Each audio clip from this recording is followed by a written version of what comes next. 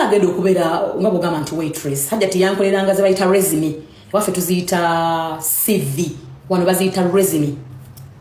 ate nekyo ekigambo resume waffe kiri resume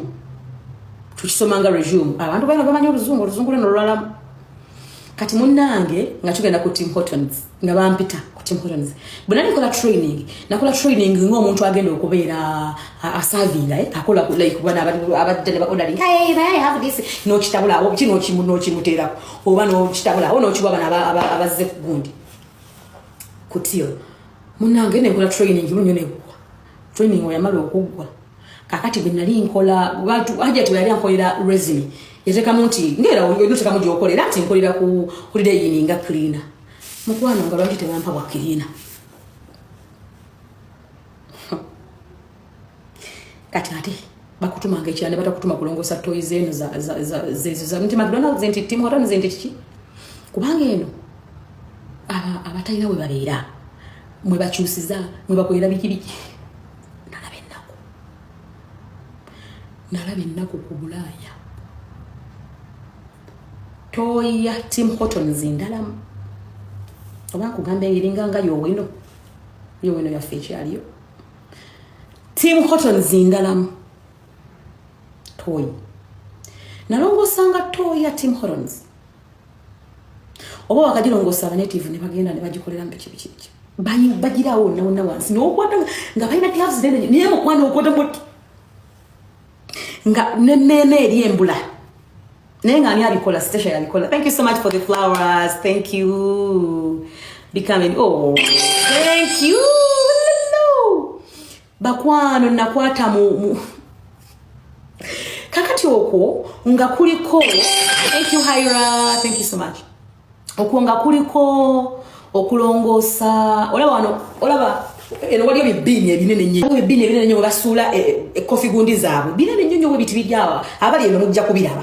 nebitonotono webiti aba drive through mwe bayitanga bakasuka mu gundi nga nze nina olulongoosa n'okujja mu kasasiro oyo musitule muteeke mbiri kasasiro wa coffee abantu babeera coffee azitowa kubanga abeeramu bino bayiwa mu bikyayi bijjani biki bakyala tonyomanga omulimu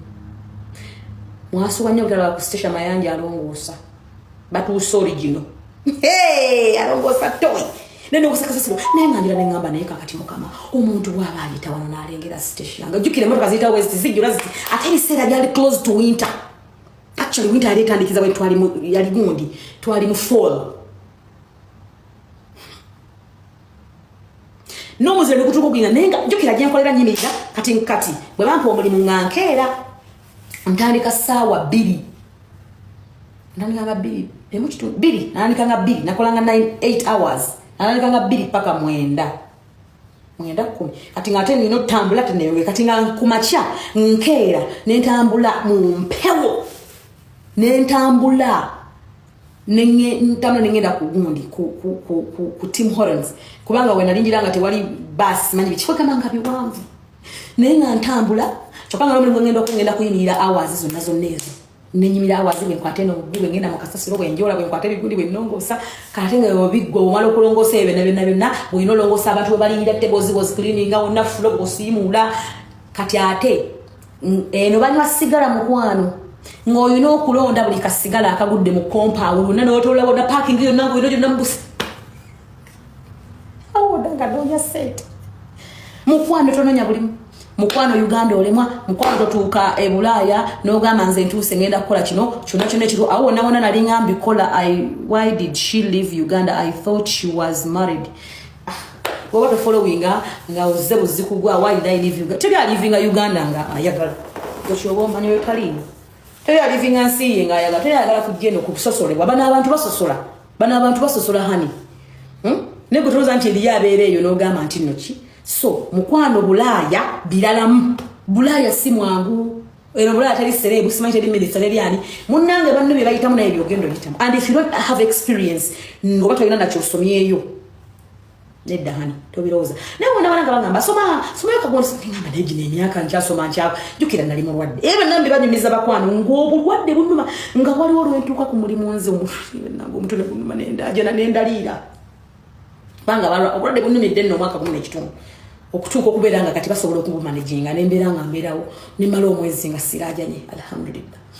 naye nga obulwadde bunuma nendaja naye nga nina okukola natuuka ekiseera neneekyawa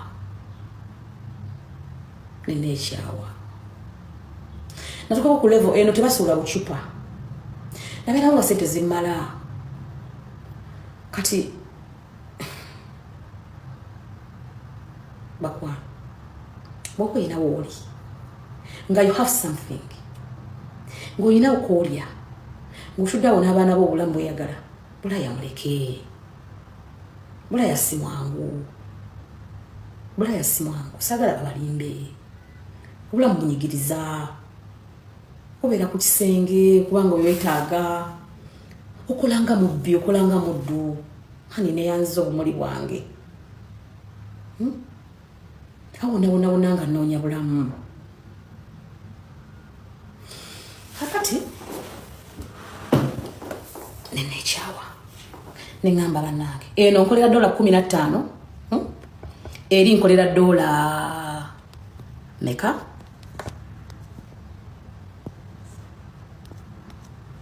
eno nkolera $15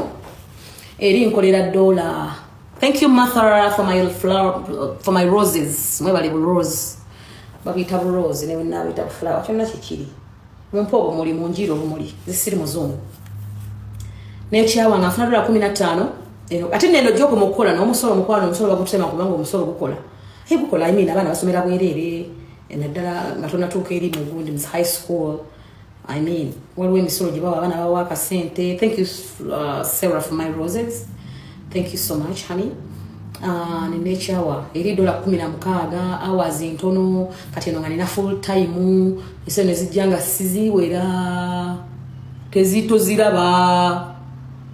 kyokka nina okuyiiya obulamu nina okuviira omukazi nina omuviira sina kubeerawo paka and she was even very patient with me because nabeerawo emyezi mingi kati period yatuuka nga nina ovaawo nga tusetinze negone esente zaagaana abaana balina okusoma nina amaka 3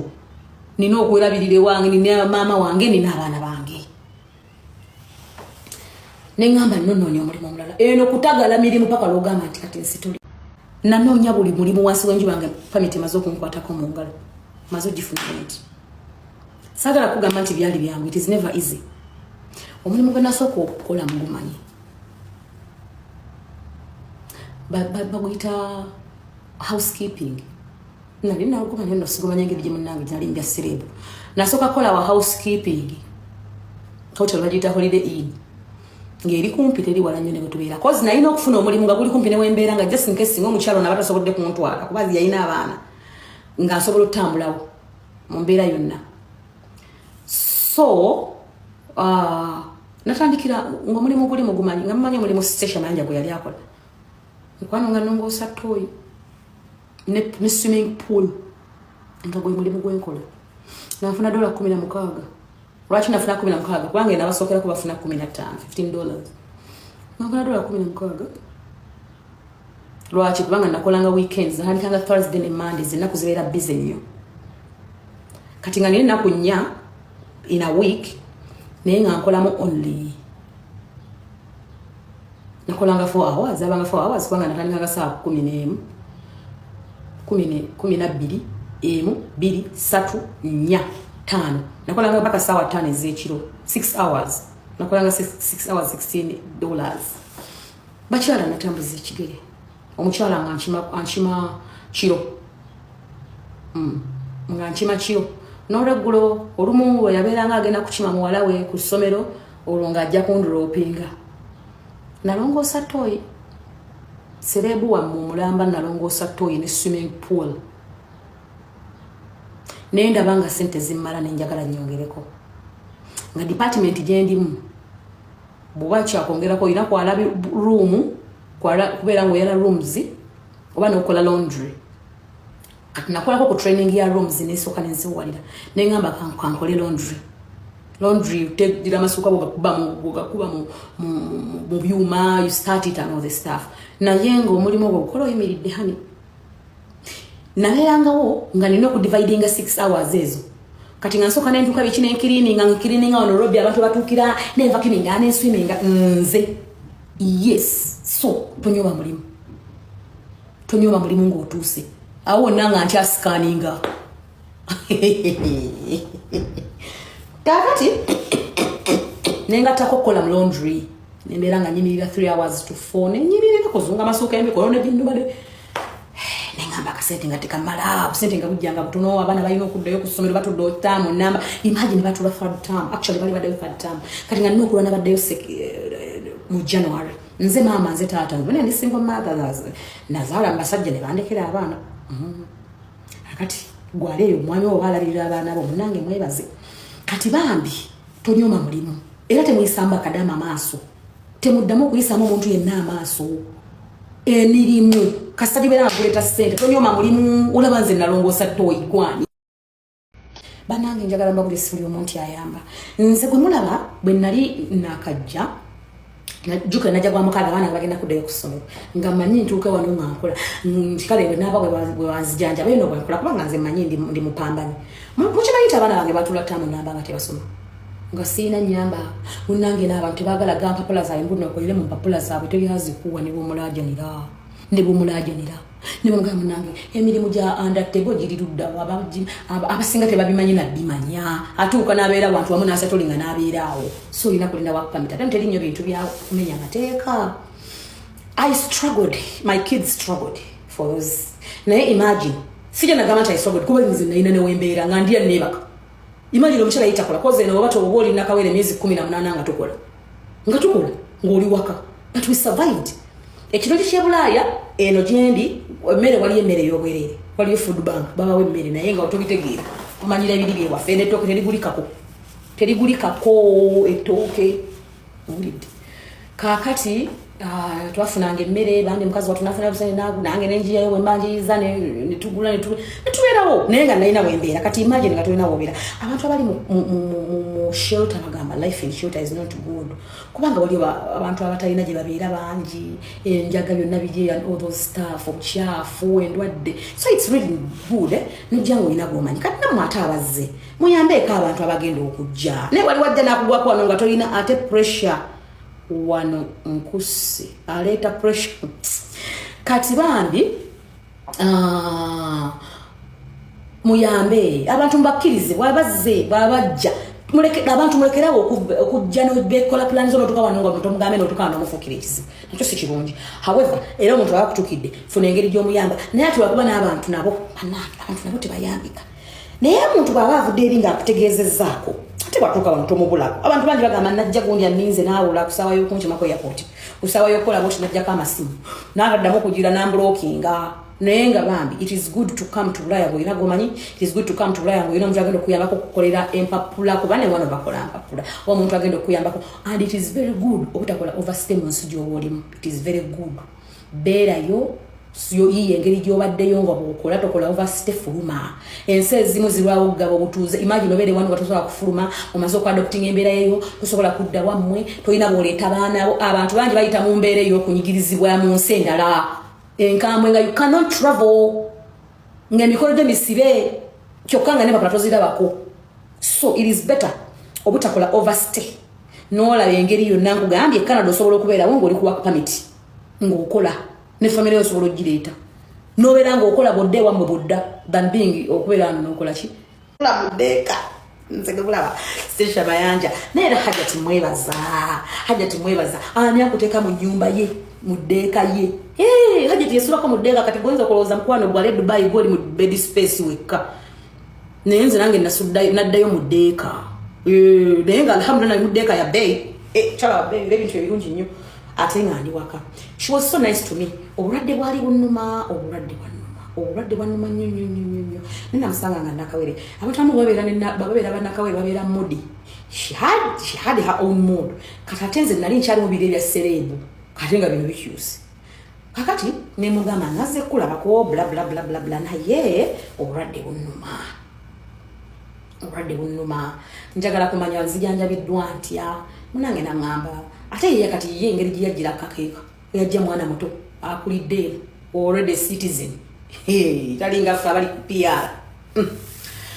ngatabimanyi nagamba ngasibimanyi by then nalina yagala waliwo omwami bamuyita Haji Kasim omwami we yambe nnyo abantu okujja Canada tera yambe nnyo abantu obakolera settlement wano nga batuuse Canada bambi mwami Kasim era 95% abantu abasinga abali wano Haji Kasim oyo musale nnyo okubeera nga ababeereddewo ne waba takulese alisi yakweba ku paperwork so he's so good kati nalina yogerako n'omwami oyo because he's my good friend nalina yogerako naye nga nkyali Uganda kali Uganda yagaze Uganda nimugamba nangamba ne this time round bogende Canada todda beera yo sadakira abaana bo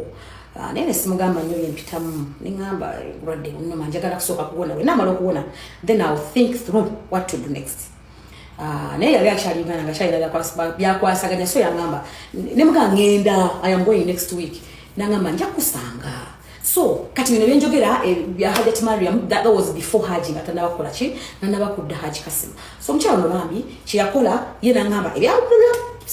simanyi ku buteba simanyi biki I don't know neka tugende ku bintu by'edwaliro so we went on nabeera nga ntwala mba doctor kina ye obuzibu ate nga nina ekipapula bisiina oba waliwo nga omanyi batoyina idea batoyina kino oba wakatuuka so ate nga n'obulwadde bulina okulinda Haji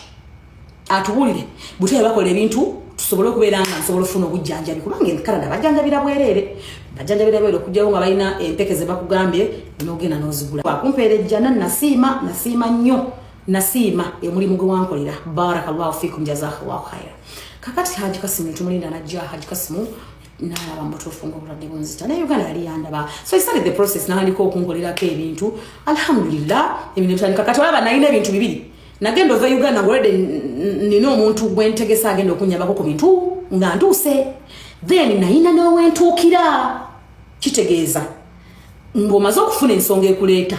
ng'omaliridde kozi bulakasimu ako olina okuba n'omuntu agenda okuyambako okutambuza ebintu byo wadde nga kati bisinga byangu omanyi Canada kati nyangu bw'ogibeeramu omanyi ebintu bingi organizations nyingi nnyo eziyamba abantu bakolera ku settlement naye olina okuba ng'olina gw'omanyi agenda okutandika oleme kubeera stranded so omwami Haji Kasim nanyamba netandika okufuna eddagala mbadde nkyabagamba munange nze ndi musabi nnyo nasiiba nagenda mu kusiiba nasiiba omwaka gumu bali emyezi 7 you can imagine buli lunaku nga nsiiba kubanga nali nina kyenjagala nalajanira Allah so alhamdulillah nebitambula epepa gundi nejja work permit neyingirawo simanyi mu nsendera kiri kya naye waliwo obusani bwa government bwe bakuwa singa oba babulidde and all the stuff what am them mutambula ennungi